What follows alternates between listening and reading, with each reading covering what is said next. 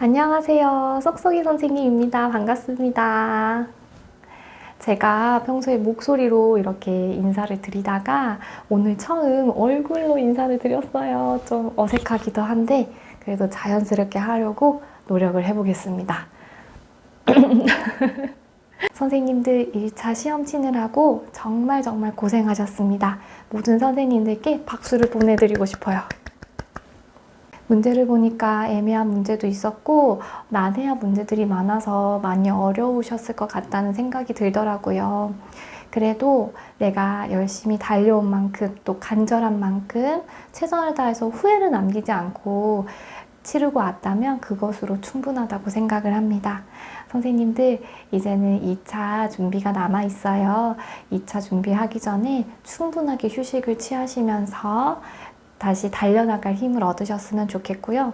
저의 경우에도 시험을 치고 나서 이런 생각이 들었어요. 너무 불안하더라고요. 그래서 카페를 왔다 갔다 하면서 계속 답안을 채점해보고 실수도 많고 그리고 몰라서 못 적은 문제도 하나 있었고 B형 6, 7, 8면은 비가 막 내렸었는데 문득 이래도 합격을 하나? 그냥 실수 없고 다 완벽한 사람이 합격하는 거 아니야? 이런 생각이 들기도 했었는데요. 나중에 보니까 그건 또 아니더라고요. 시험을 잘 치던 못 치던 간에 지금 불안한 건 다 똑같아요. 그러니까 선생님들 푹 쉬면서 2차로 또 어떻게 준비할지 재정비할 시간도 가졌으면 좋겠고요. 저는 2차 공부 방향을 설정할 때 이렇게 3가지를 참고했어요. 첫 번째 기출문제, 두 번째 스터디, 세 번째 강의였습니다. 기출문제는 하루에 수업 2개, 면접 1세트를 진행을 했었는데요. 수업 2개의 경우에는 유형을 달리 했고 면접은 구상형 하나, 즉답형 2개가 1세트가 되었습니다. 스터디는 온라인과 오프라인 스터디를 병행했어요. 강의는 스터디를 하지 않는 날 들었었는데요.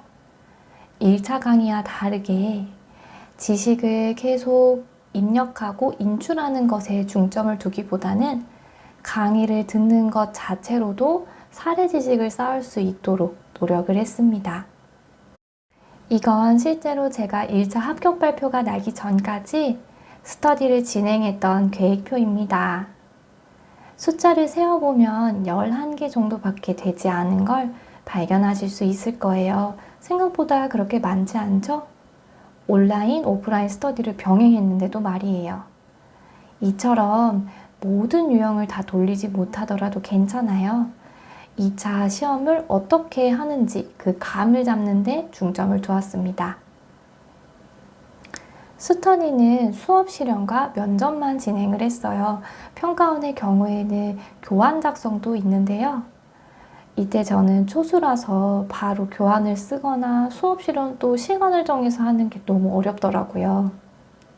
그래서 오프라인 스터디 전날 수업 실현을 대본처럼 준비를 할 때 워딩을 치는 과정에서 교환을 한번 써봤고요.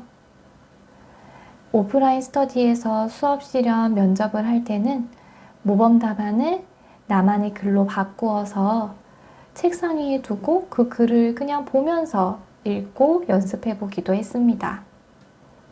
온라인, 오프라인 스터디를 같이 병행하면 너무 힘들지 않을까? 이런 주변의 걱정들이 있었어요. 하지만 저는 이 2가지를 같이 한 게 제 연습에 더욱 효과적이었다고 생각이 들었는데요. 왜냐하면 스터디를 할 때 각자 하고 싶은 유형, 문제를 정했어요.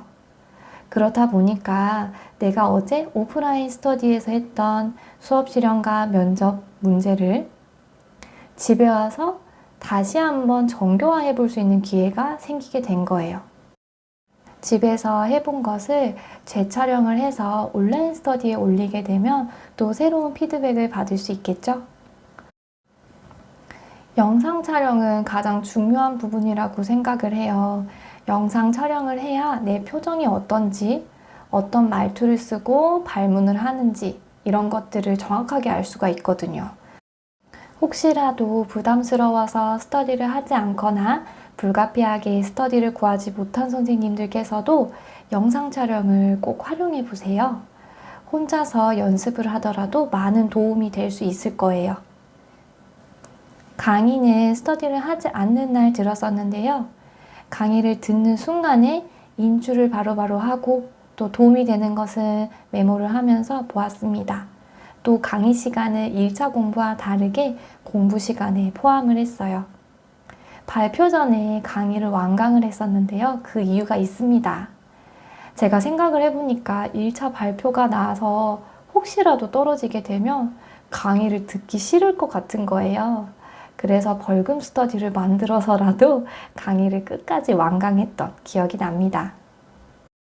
면접의 경우에는 모범 답안을 참고해서 나의 말로 바꾸어서 연습을 했는데요. 처음 연습할 때는 시간을 재서 바로 이야기할 수가 없었어요. 모범 답안을 보고 그대로 읽어보기도 했었고, 그게 좀 익숙해지니까 나의 말로 바꾸어서 쓴 것을 보면서 한번 읽어보기도 했습니다. 비언어적인 부분도 연습을 했는데요. 시선 처리, 말투, 표정 등을 한번 영상을 보면서 스스로 피드백도 해보았어요. 면접관이 3명이 계시거든요. 3명에 대해서 골고루 시선 처리하는 것도 중요하고요. 내 말투가 전달력이 있는지, 표정은 너무 어둡지 않은지 이런 것들도 한번 스스로 피드백해 보세요. 마지막으로 스스로 비계 설정하기 라고 적어보았는데요. 아까 처음에 바로 시간을 재서 하는 게 어렵다고 말씀을 드렸어요. 그럴 때는 답안을 그대로 읽어보기, 답안에서 나의 말로 바꾸어서 읽어보기, 글을 보지 않고 한번 인출해보기, 시간을 재서 면접해보기, 나중에는 시간을 조금 줄여서 해보기, 이런 식으로 비계 설정을 해보시고요.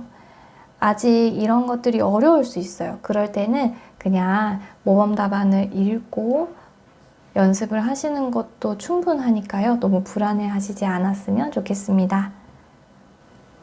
수업 실현과 교환은 만능 틀에 얽매이지 않으셨으면 좋겠어요. 그런데 이렇다고 해서 기본적인 수업 절차를 무시하라는 건 아닙니다. 1차 합격 발표가 나기 전까지는 수업 유형별로 어떤 절차로 운영을 하는 것이 적절할지에 대해서 공부를 해보셨으면 좋겠고요. 그것이 혹시라도 좀 익숙해진다면 일반적인 절차가 아니라 중간에 창의적인 요소도 한번 넣어보고 교사의 확산적이고 수렴적인 발문을 적재적소에 어떻게 넣을 수 있는지도 조금 더 고민을 해보시는 걸 추천을 드립니다. 그리고 당부해드리고 싶은 게 있어요. 형식보다 교육 내용에 집중을 하셨으면 좋겠습니다. 교육 목표가 제시되었을 때 교사는 이 교육 목표를 바탕으로 해서 교육 내용을 꾸려나갈 수 있어야 해요. 그리고 그 교육 내용이 나중에 되돌아보았을 때 유아가 교육 목표에 알맞게 배움을 이뤄나가고 있어야 하거든요. 이런 경우가 있어요. 여러 가지 문제를 풀었는데 수업 실현이든 교환이든 교사가 같은 말을 반복하는 경우가 있습니다.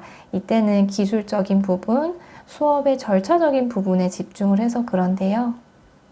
놀이의 주제별로, 상황별로 교사가 어떠한 교육 내용, 무엇을 말하고 있는지 항상 유념하면서 다양한 발문을 고민하셨으면 좋겠습니다.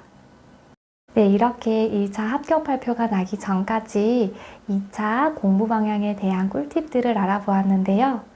면접, 수업 실현, 교환 어떤 유형이 되었던 간에 합격 발표가 나기 전이니까 어떻게 2차 공부를 해야 하는지 감을 잡는 걸 목표로 하시고 너무 무리하지 않는 선에서 공부를 해나가셨으면 좋겠습니다.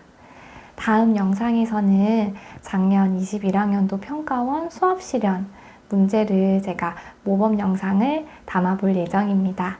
선생님들께서 연습하시는데 많은 도움이 되셨으면 좋겠습니다. 다음에 또 만나요. 안녕.